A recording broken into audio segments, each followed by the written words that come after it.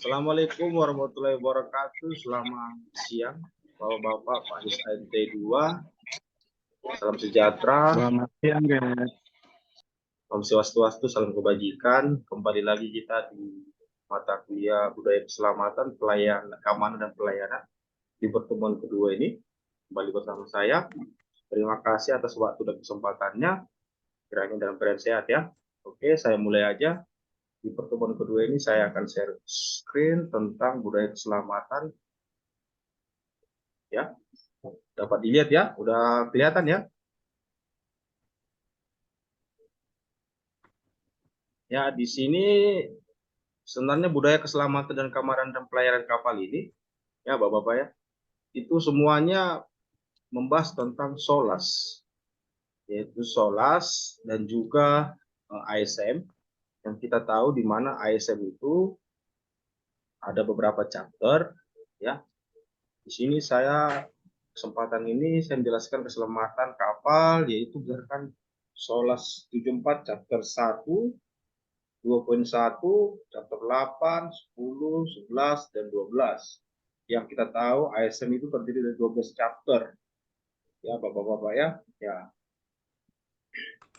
Keselamatan itu berdasarkan Undang-Undang 17 tahun 2008 tentang pelayaran adalah keadaan kapal yang memenuhi persyaratan material, konstruksi, bangunan, permesinan, dan perlistrikan, stabilitas, tata susunan, serta perlengkapan termasuk perlengkapan alat penolong, radio, dan dibuktikan dengan sertifikat setelah dilakukan pemeriksaan dan pengujian.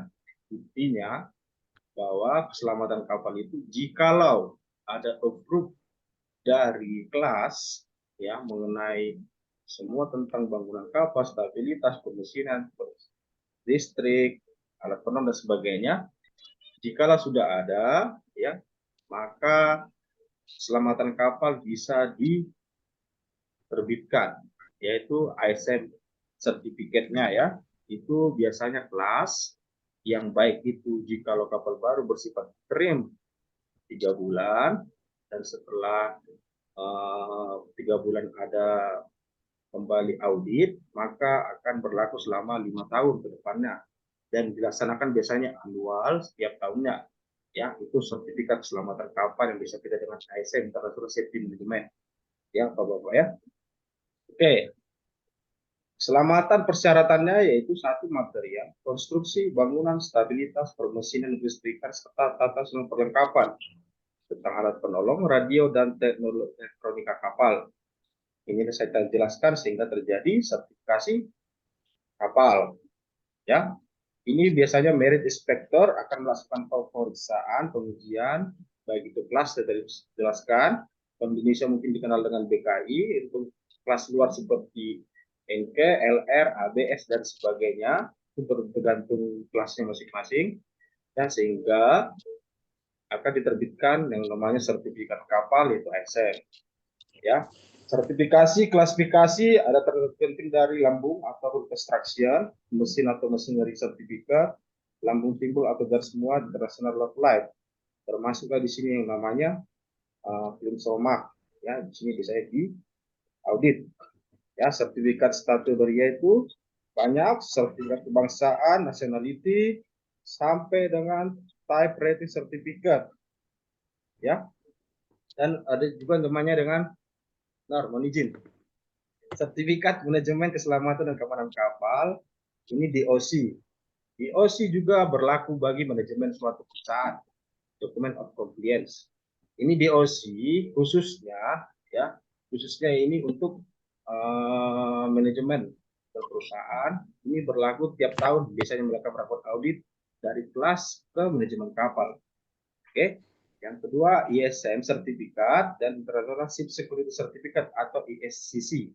Biasanya di ISCC ini juga terdapat namanya SSP, Ship Security Plan, ya, di mana Ship Security Plan itu juga harus ada yang namanya CSO, itu bagi Company Security Officer, dan bagi orang kapal disebut dengan SSO, ya, Bapak-bapak ya. Oke. Untuk di Indonesia mungkin ada 2 badan lembaga yang mengaudit, baik itu BKI maupun perhubungan. Sekarang masalahnya, ya, pihak perhubungan bertentangan dengan BKI, Biro Klasifikasi Indonesia.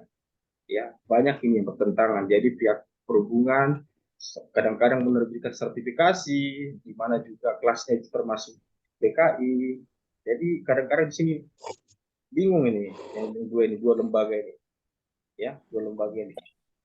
Oke. Badan Klasifikasi Kapal. Pendirian Badan Klasifikasi Indonesia berdasarkan PP Peraturan Pemerintah nomor 28 dan 1964, dan juga yang kedua sesuai dengan PM Peraturan Menteri nomor 61 tahun 2014.